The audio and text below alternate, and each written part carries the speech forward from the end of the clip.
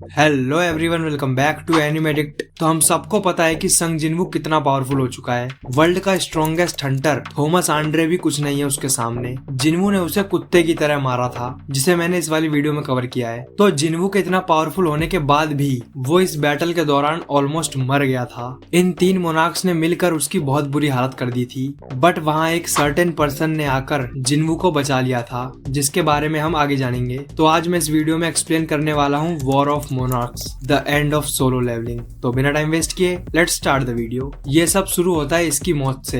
अब आप पूछोगे कि ये कौन है, तो ये है वर्ल्ड का second strongest Hunter Christopher read. ये भी एक नेशनल लेवल हंटर है, जिसे कुछ मोनार्क्स मिलकर मार डालते हैं। और सिर्फ इसे ही नहीं, वो और भी ऐसे ही टॉप क्लास हंटर्स को हंट कर रहे हैं। बट यहाँ अभी हंटर एसोसिएशन को नहीं पता है कि ये लोग कौन है, आखिर ये क्यों इन सबको मार रहे हैं। तो इसी चीज का पता लगाने के लिए इंटरनेशनल कॉन्फ्रेंस मीटिंग रखवाई जाती है, जहाँ वर्ल्ड के कोने कोने से हंटर्स आए होते हैं और उन सभी को इन मर्डरर्स को ढूंढने के लिए बोला जाता है, जिसका प्राइम सस्पेक्ट ये है। अब ये कौन है ये आगे पता चलेगा। एंड फिर हम मिस्टर गोगुनी को देखते हैं, जो अपने ऑफिस में बैठा होता है। पर तभी अचानक से उसके सामने फ्रॉस्ट मोनार्क आ जाता है और उसे देखते ही गोगुनी समझ जाता है कि उसे हराना इसके बस की बात नहीं है। एंड तभी वो फ्रॉस्ट मोनार्क बताता है कि उसने ऑलरेडी इस जगह को किसी और डायमेंशन में शिफ्ट कर दिया है, और इतना बोल के वो गुनी पर अटैक कर देता है। अब ऐसा ये मोनार्क्स इसीलिए कर रहे हैं क्योंकि गोगुनी एक रूलर का वेसल है, और मोनार्क्स और रूलर्स की लड़ाई सालों से चली आ रही है। तो इसी वजह से इन्होंने क्रिस्टोफर को भी मारा था,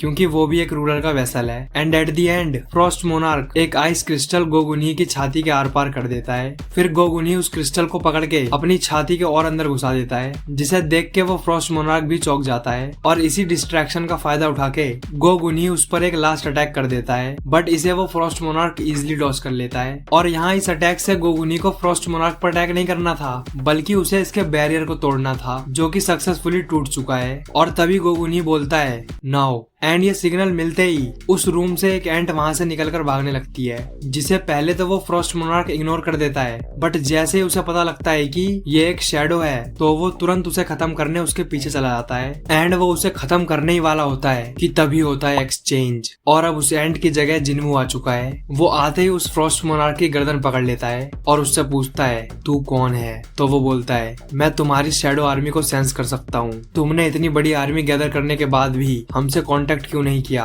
शैडो मोनार्क। और ये सुन के आपकी और मेरी तरह ही जिनवू का भी सेम रिएक्शन था कि ये क्या बोल रहा है। एंड तभी फ्रॉस्ट मोनार्क अपनी ब्रीथ से जिनवू का राइट हैंड जमा देता है, जिसे जिनवू तुरंत अपने डैगर से तोड़ देता है। और ये देख के फ्रॉस्ट मोनार्क बोलता है बस बहुत हो गया, मैं यहाँ अपनी जान दांव पर लगाने नहीं आया हूँ। एंड जिनवू को फिर से कुछ समझ नहीं आ रहा होता है, तो वो गोगुनी की तरफ इशारा करके बोलता है क्या तुम इसे बचाने नहीं आए हो। और ये सुनते ही जिनवू समझ जाता है कि ये एंट तो उसने मिस्टर गोगुनी को असाइन करी थी। एंड यहाँ वो फ्रॉस्ट इस सिचुएशन का फायदा उठाते वो बोलता है अब चूज करो, क्या तुम मुझसे लड़ोगे या इसकी जान बचाओगे। एंड वो तुरंत गोगुनी पर अटैक लॉन्च कर देता है, जिसे जिनवू कमांडर्स अथॉरिटी का यूज करके रोकने की कोशिश करता है, बट वो मोनार्क के माना के अगेंस्ट काम ही नहीं करता है। तो जिनवू खुद मिस्टर गोगुनी के सामने आकर उसे डिफ्लेक्ट कर देता है। और इसी बीच फ्रॉस्ट मोनार्क एक पोर्टल खोलकर यहाँ से भागने वाला होता है, बट जिनवू तुरंत डैगर्स रश एक्टिवेट करके उस पर अपने डैगर्स लॉन्च कर देता है, जो उसे लग भी जाते हैं, बट वो वहां से चला जाता है। वो जाते जाते बोलता है मैं अभी तो जा रहा हूँ, बट मैं फिर से लौटूंगा। एंड वहीं दूसरी तरफ मिस्टर गोगुनी की छाती में जो क्रिस्टल घुसा था, उसकी वजह से वो अब मरने वाले होते हैं। वो मरते मरते जिनवू से बोलते हैं अब वो जब भी लौटे प्लीज तुम इंसानियत का साथ देना, और इतना बोल के वो मर जाते हैं। एंड फिर कुछ दिन बाद खबर आती है कि एक और टॉप क्लास हंटर जोनस की मौत हो चुकी है, और अब चेयरमैन गोगुनी और क्रिस्टोफर रीड की डेथ को भी पब्लिक कर दिया जाता है, जिसकी वजह से चारों तरफ डर का माहौल बन जाता है। एंड इसके बाद हम फ्रॉस्ट मोनार्क के साथ बाकी मोनार्क्स को भी देखते हैं, जहां फ्रॉस्ट मोनार्क शैडो मोनार्क यानी कि जिनवू को खत्म करने के लिए बाकी मोनार्क से हेल्प मांग रहा होता है, क्योंकि अकेले तो उसके बस की नहीं है। हमने अभी अभी देखा था कि वो कैसे दुम दबाकर भाग आया था। तो यहाँ कुछ मोनार्क्स तो उसका साथ देने से मना कर देते हैं, बट दो मोनार्क मान जाते हैं, जो है बीस्ट मोनार्क और insect monarch. And then scene shift होता है थॉमस आंड्रे पर, जो जिनवू को कामिस का डैगर गिफ्ट करने आया होता है, क्योंकि जिनवू ने उसके कहने पर उसे और उसकी गिल्ड को जान से खत्म नहीं किया था, जिसे लेने के बाद जिनवू के स्टैट्स काफी इंक्रीज हो जाते हैं।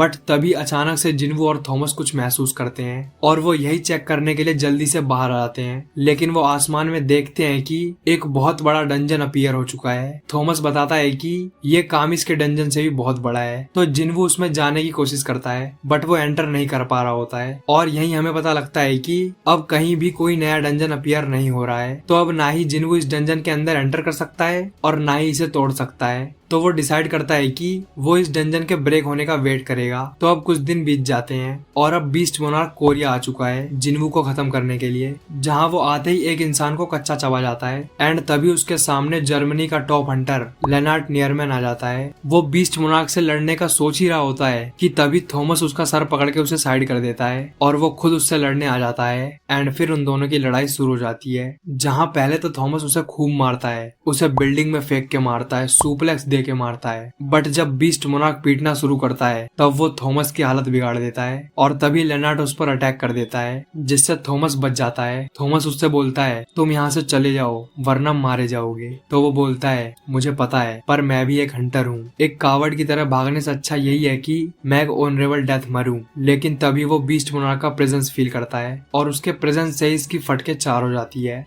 बस हवा निकल गई। सारी डायलॉग बाजी धरी की धरी रह जाती है। राकन उस पर अटैक करने ही वाला होता है कि तभी एंट्री होती है काइसल की। वो उसे अपने मुंह में दबा लेता है बट राकन बहुत पावरफुल है, वो तुरंत काइसल को खत्म कर देता है। एंड तभी वहाँ जिन्वू आ जाता है, वो एक लात में राकन को नीचे फेंक देता है। जिन्वू लेनार्ड से बोलता है सॉरी मैं लेट हो गया, पर क्या तुम थॉमस को कहीं सेफ जगह ले जाओगे? और फिर उसकी लात खाने के बाद राकन उठता है। वो यही सोच रहा होता है कि तो सच में एक ह्यूमन के अंदर शैडो मोनार्क की पावर है, जरूर आर्किटेक्ट ने कोई ना कोई रास्ता ढूंढ लिया होगा। एंड तभी वहाँ फ्रॉस्ट मोनार्क और इंसेक्ट मोनार्क भी आ जाते हैं। वो सब जिन्वू को घेर लेते हैं और फिर एक भयंकर बैटल शुरू हो जाती है। जिन्वू तुरंत अपनी शैडो आर्मी समन करता है और वो सब उन तीनों पर टूट पड़ते हैं। यहाँ फ्रॉस्ट मोनार्क एक ही आइस ब्रीज से पूरी शैडो आर्मी को जमा देता है, जो देख के जिन्वू चौंक जाता है। तो फ्रॉस्ट बोलता है तुझ पे है तो बहुत सारे सोल्जर्स बट अब वो 1 इंच भी हिल नहीं पाएंगे। आगे वो जिन्वू से बोलता है तुझे क्या लगा था तेरे ये सोल्जर्स हमें रोक देंगे? तू हमें अंडर एस्टिमेट कर रहा है और वैसे भी तूने अभी शैडो मोनार्क की फुल पावर एब्जॉर्ब नहीं करी है, तो तू हमारा कुछ नहीं बिगाड़ सकता है। बेसिकली यहाँ फ्रॉस्ट मोनार्क अपना रोला जमाने की कोशिश कर रहा है but जिन्वू doesn't give a shit. वो फ्रॉस्ट से बोलता है अब यहाँ चाहे कुछ भी हो जाए पर तू नहीं बचने वाला है, तू जरूर मरेगा।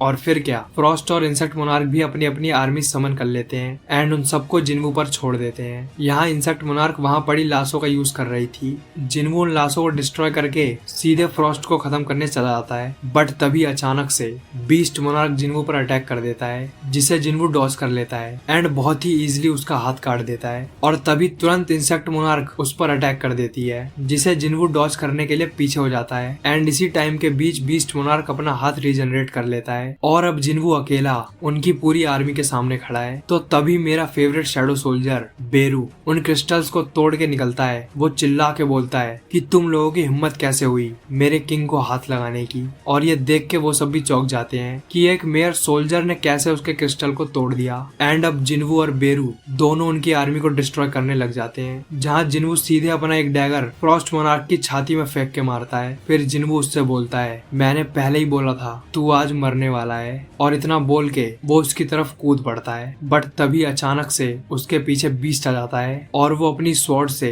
जिन्वू की पीठ पर अटैक कर देता है। एंड दूसरी तरफ इंसेक्ट मोनार्क ने भी बेरू को जकड़ रखा है। बेरू बाकी शैडोज जो क्रिस्टल्स में फंसी हुई हैं उनसे चिल्ला के बोलता है जाके किंग को प्रोटेक्ट करो। एंड ये सुनते ही शैडो आर्मी में जो जो शैडोज स्ट्रॉन्ग थी जैसे कि ग्रीड, इग्रिस, टस्क, आयरन, वो सभी तोड़ के बाहर आ जाते हैं। और अब जिन्वू भी स्टेटस रिकवरी का यूज करके हील हो चुका है। अब वो सब उन तीनों मोनार्क्स पर अटैक करना शुरू कर देते हैं। यहाँ जिन्वू म्यूटिलेशन एक्टिवेट करके इंसेक्ट मोनार्क को खत्म कर देता है, जिसकी वजह से उसका लेवल अप हो जाता है और ये देख के फ्रॉस्ट मोनार्क चौंक जाता है। एंड यही हम देखते हैं कि बीस्ट मोनार्क ने बेरू को अपने एक हाथ से टांग रखा है। तो उसे बचाने के लिए जिन्वू समन को कैंसिल करता है, बट क्योंकि उसे एक मोनार्क ने पकड़ रखा है तो वो समन कैंसिल नहीं होता है। तो जिन्वू तुरंत डैश एक्टिवेट करके बेरू को बीस्ट से छुड़ा लेता है एंड समन कैंसिल कर देता है। बट तभी फ्रॉस्ट मोनार्क अपने ट्राइडेंट से जिन्वू पर अटैक कर देता है, जिसे जिन्वू अपने डैगर से ब्लॉक तो कर लेता है पर ज्यादा देर के लिए नहीं। फ्रॉस्ट जिन्वू को दूर फेंक देता है क्योंकि अब फ्रॉस्ट बहुत फास्ट हो चुका है। वो अपनी स्पीड का का यूज करके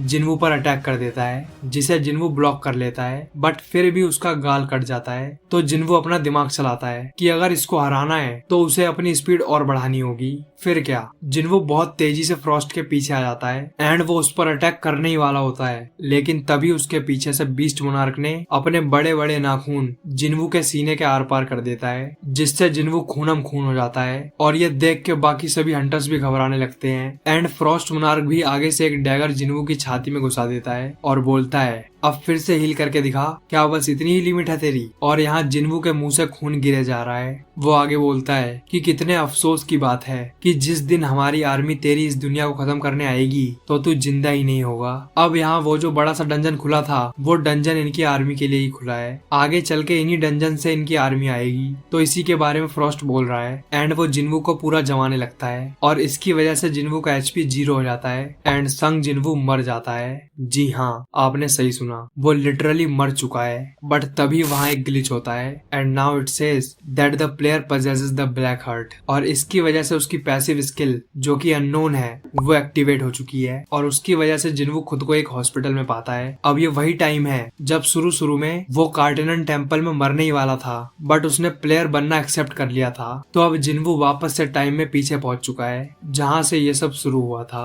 बट यहाँ नोटिस करने वाली बात यह है कि जिन्वू को अभी जो कुछ भी हुआ है वो सब याद है और उसका अपीयरेंस भी चेंज नहीं हुआ है, वो जैसा अभी दिखता है वैसा ही है। एंड तभी वहाँ मिस्टर वू और उनके साथ एक बंदा आ जाता है। ये वही लोग हैं जो पहले भी आए थे। जिन्वू मिस्टर वू से पूछता है, सर क्या हुआ उस बैटल में और मैं जिंदा कैसे हूँ। बट यहाँ सिर्फ जिन्वू को ही वो सारी मेमोरीज याद है और इस टाइम पर मिस्टर वू जिन्वू को नहीं जानता था। तो वो ये सुन के कंफ्यूज हो जाता है कि ये क्या पूछ रहा है और ये मुझे जानता कैसे है, क्या हम पहले कभी मिले हैं। तो यहाँ वही सारी चीजें वापस से रिपीट हो रही होती है और ये देख के जिन्वू हमारी ही तरह बिल्कुल कंफ्यूज है कि ये सब क्या चल रहा है और वो यही फिगर आउट करने के लिए बाहर आ जाता है। और हाँ, एक और बात कि इस टाइम पे उसके पास कोई भी शैडो सोल्जर नहीं है, क्योंकि ये तो ऑब्वियस है कि इस टाइम पर जिन्वू ने किसी भी शैडो को अराइज नहीं किया था। तो जिन्वू सीधे चेयरमैन गो गुन्ही से मिलने चला जाता है। अब वो वहाँ इसलिए गया है ताकि वो जेजू आइलैंड रेड में पार्टिसिपेट कर सके एंड वहाँ से शैडो सोल्जर्स बना सके। बट गो गुन्ही मना कर देता है, लेकिन फिर जिन्वू अपने प्रेजेंस से गो गुन्ही को शॉक कर देता है। गो गुन्ही बिल्कुल शॉक्ड है कि ये इतना पावरफुल कैसे है एंड फिर जिन्वू एक एक करके सारी शैडोज को अराइज करता है और आगे चल के वो फिगर आउट कर लेता है कि ये सब बस एक इल्यूजन है। तो वो बोलता है, मुझे पता है ये एक इल्यूजन है, तो इसे बंद करो और जो भी है सामने आओ। और उसके इतना बोलते ही इल्यूजन ब्रेक होता है और जिन्वू के सामने आता है shadow monarch, the king of dead. And यही है सबसे पावरफुल मोनार्क जिसका वैसल है संग जिन्वू। आगे वो जिन्वू से बोलता है कि अगर तुम चाहो तो तुम इस वर्ल्ड में एक हैप्पी ड्रीम की तरह रह सकते हो। तो जिन्वू बोलता है, नहीं, मैं एक इल्यूजन में ट्रैप्ड नहीं रहना चाहता जिसे तूने बनाया है। तो वो बोलता है, ये मैंने नहीं बनाया है, ये वर्ल्ड तुमने क्रिएट किया है। तुम्हारा अपनी मिस्टेक्स को सही करने का डिजायर मेरी पावर्स के साथ मिलकर इस वर्ल्ड का क्रिएशन हुआ है। ये मेरा डोमेन है, डेथ। और वो ये सब जिन्वू के जानने वाले लोगों में ट्रांसफॉर्म होकर बता रहा होता है। एंड इसके बाद वो जिन्वू को अपने बारे में बताने लग जाता है कि मैं मोनार्क ऑफ शैडोज हूँ, the king of the dead, जो डेथ को रूल करता है। तो जिन्वू उससे पूछता है, तुमने मुझको क्यों चुना। तो वो बोलता है, मैं सब कुछ दिखाता हूँ बिल्कुल शुरुआत से। एंड फिर सीन चेंज होता है रियल वर्ल्ड में, जहाँ जिन्वू ब्लैक हट से ग्लो कर रहा होता है, जिसे देख के ये दोनों चौंके हुए हैं, क्योंकि अगर ये प्रोसेस पूरा हुआ तो जिन्वू खुद ही शैडो मोनार्क बन जाएगा, यानी कि उसकी पूरी पावर इनहेरिट कर लेगा और फिर जिन्वू का ये दोनों कुछ नहीं बिगाड़ पाएंगे। तो वो तुरंत उस पर अटैक करने जाते हैं। बट तभी वहाँ एंट्री होती है एक मिस्टीरियस बीइंग की। वो बोलता है, इस बच्चे को कोई हाथ नहीं लगाएगा एंड ये कोई और नहीं, जिन्वू के फादर है, जिन्हें हंटर्स का कातिल माना जा रहा था। तो अब वो जिन्वू को बचाने आ चुके हैं। एंड वहीं दूसरी तरफ शैडो मोनार्क जिन्वू को रूलर्स और मोनार्क्स की पूरी हिस्ट्री बता रहा होता है कि कैसे उन्हें आर्किटेक्ट ने बनाया और पावर्स दी, जिसे मैं अगर एक्सप्लेन करने लगा तो ये वीडियो बहुत लंबी हो जाएगी। तो शॉर्ट में जान लो कि एट द एंड जिन्वू को उसकी पूरी शैडो आर्मी मिल जाती है और वो शैडो मोनार्क की पूरी पावर पजेस करने लगता है और वो सिस्टम को भी डिलीट कर देता है। एंड यहाँ सिस्टम को डिलीट करने से उसकी पावर नहीं जाती है, क्योंकि ये सिस्टम बनाया ही इसलिए गया था कि जिन्वू को ये पावर पूरी तरह से पजेस कराई जा सके, जो कि अब पूरा हो चुका है। यहाँ जिन्वू के फादर उसे प्रोटेक्ट करने के लिए उन दोनों से लड़ रहे होते हैं। वो उन दोनों को काफी बुरी तरह मारते हैं। एंड इसी बीच बीस्ट मोनार्क जिन्वू की असली पावर सेंस कर लेता है और उसकी फटके 4 हो जाती है, वो तुरंत फ्रॉस्ट मोनार्क से बोलता है मैं हार मानता हूँ और तुरंत वहाँ से भाग जाता है। बट फ्रॉस्ट अभी भी हार मानने को रेडी नहीं है, वो अब भी फुल जोश में है। वो जिन्वू और उसके फादर के ऊपर बहुत सारे क्रिस्टल्स की बारिश कर देता है जिससे उसके फादर थोड़ा डैमेज हो जाते हैं एंड फिर वो एक बहुत बड़ा क्रिस्टल उनके ऊपर फेंक देता है। बट अब जिन्वू जाग चुका है। बेरू तुरंत उन क्रिस्टल्स को तबाह कर देता है और इग्रिस भी उसके फादर को प्रोटेक्ट करने के लिए उनके सामने आ जाता है एंड जिन्वू भी निकल आता है। वो बोलता है मैंने उसको जाने की परमिशन नहीं दिया है। यहाँ वो बीस्ट मोनार्क की बात कर रहा है कि कैसे वो दुम दबाकर भाग गया एंड जिन्वू अब इतना पावरफुल हो चुका है कि वो वहाँ खड़े खड़े पूरी अर्थ स्कैन कर लेता है और बीस्ट मोनार्क को ढूंढ लेता है और इसी बीच फ्रॉस्ट मोनार्क उस पर अटैक कर देता है। बट जिन्वू एक हाथ से उसे रोक देता है एंड ये देख के फ्रॉस्ट कांप जाता है और फिर सीन शिफ्ट होता है बीस्ट मोनार्क पर। वो मजे में जा रहा होता है बट तभी जिन्वू उसके सामने आ जाता है और भाई साहब उसे देख के बीस्ट तुरंत अपना सर नीचे झुका लेता है कि प्लीज मेरे से गलती हो गई, मुझे माफ कर दो। तो जिन्वू बोलता है ठीक है बट मुझे हमारा कर्ज पूरा करना है। तो जो मेरी छाती पे तूने अपने क्लॉथ से अटैक किया था उससे 5 निशान हो गए हैं, तो अगर तूने मेरे 5 अटैक्स झेल लिए तो मैं तुझे माफ कर दूंगा। एंड लिटरली जिन्वू के 5 अटैक्स तक वो जिंदा ही नहीं रहा, वो चौथे ही अटैक में मर गया। और फिर सीन चेंज होता है फ्रॉस्ट मोनार्क पर। वो इग्रिस से बोलता है कि तू क्या ही कर लेगा मेरे सामने, लेकिन तभी जिन्वू वापस आ जाता है एंड फ्रॉस्ट समझ जाता है कि अब बीस्ट मोनार्क मर चुका है। वो खुद को बचाने के लिए एक आखिरी अटैक जिन्वू पर करता है बट जिन्वू लिटरली अब बहुत पावरफुल हो चुका है। वो अपने दोनों डैगर्स फ्रॉस्ट की छाती में दे मारता है बट फिर भी फ्रॉस्ट अपने मुंह से अटैक करने का ट्राई करता है, लेकिन जिन्वू तुरंत उसके पास आकर उसका मुंह ही बंद कर देता है और उसे काट डालता है और यहीं फ्रॉस्ट मोनार्क की भी मौत हो जाती है। एंड इसके बाद जिन्वू तुरंत अपने फादर के पास पहुंचता है। वो उनसे बोलता है कि आप फिर से बिना कुछ बोले चले जाओगे। तो वो सब कुछ जिन्वू को बताने लग जाते हैं कि आखिर उनके साथ क्या हुआ था। तो हम सबको पता है कि एक डंजन के बॉस को हराने के बाद 1 घंटे के अंदर उस डंजन से बाहर निकलना होता है, वरना आप उसी में ट्रैप हो जाओगे। तो यही सेम चीज जिन्वू के फादर के साथ भी हुई थी। वो एक डंजन में फंस जाते हैं और तभी रूलर्स उनसे कांटेक्ट करते हैं और उन्हें अपनी पावर्स देते हैं एंड उनसे रिक्वेस्ट करते हैं कि वो मोनार्क्स को रोके, इंक्लूडिंग शैडो मोनार्क। बट फिर उन्होंने जिन्वू को देखा कि वो एक मोनार्क होकर भी मोनार्क से लड़ रहा है, उनसे प्रोटेक्ट कर रहा है। तो इसी वजह से रूलर्स ने उसे ऑर्डर दिया कि वो जाकर शैडो मोनार्क को प्रोटेक्ट करे एंड इसी के कारण उन्होंने जिन्वू की जान बचाई। एंड फिर जिन्वू के फादर उससे बोलते हैं बेटा क्या तुम मुझसे नफरत करते हो? तो जिन्वू बोलता है हाँ बट कभी कभी, पर उससे ज्यादा मैं आपको मिस करता हूँ। और फिर वो पूछता है कि क्या आप मुझे मिस करते हो? तो उसके फादर बोलते हैं हाँ हमेशा। और फिर दोनों बाप बेटे रोने लगते हैं और एक दूसरे को गले लगा लेते हैं एंड इसके बाद उसके फादर एस्ट्रल फॉर्म में चले जाते हैं एंड यही होती है एक हैप्पी एंडिंग। तो बस इस वीडियो को यहीं पर रैप अप करते हैं। कमेंट करके बताना आपका फेवरेट पार्ट कौन सा था। एंड आगे अब मोनार्क ऑफ डिस्ट्रक्शन आंतरिस अपनी पूरी आर्मी को लेकर आने वाला है जिन्वू को खत्म करने, जिसे हम अगले पार्ट में कवर करेंगे। So make sure to subscribe ताकि वो वीडियो मिस ना हो। So thanks for watching this video. मिलते हैं नेक्स्ट वीडियो में।